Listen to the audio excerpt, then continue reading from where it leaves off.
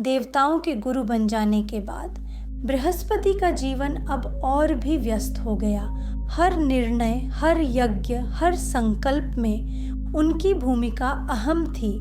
लेकिन गुरु होने का अर्थ ये नहीं होता कि व्यक्तिगत जीवन की ज़रूरतें मिट जाती हैं। ऋषि अंगिरा और देवताओं की यही भावना थी कि अब समय है बृहस्पति के जीवन में एक योग्य जीवन संगिनी के आगमन का।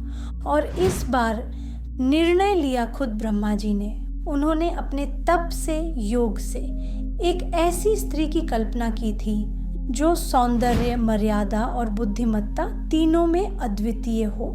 तारा उसी संकल्प की फलस्वरूप मानी जाती है। कुछ ग्रंथों में उन्हें अप्सरा या तपस्विनी कहा गया है। वह स्वर्गलोक की निवासी थीं और उनकी गुणों से भरी हुई प्रकृति के कारण वे देवताओं के बीच सम्मानित थीं। ब्रह्मा जी ने स्वयं उन्हें बृहस्पति के लिए चुना। देवताओं की उपस्थिति में, ऋषियों की साक्षी में, इंद्र के संरक्षण में बृहस्पति और तारा का विवाह संपन्न हुआ।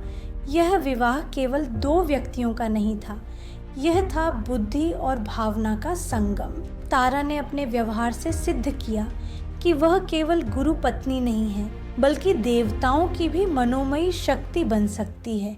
उन्होंने स्वर्ग में स्त्रियों के लिए सम्मान और गरिमा की नई परिभाषा गढ़ी।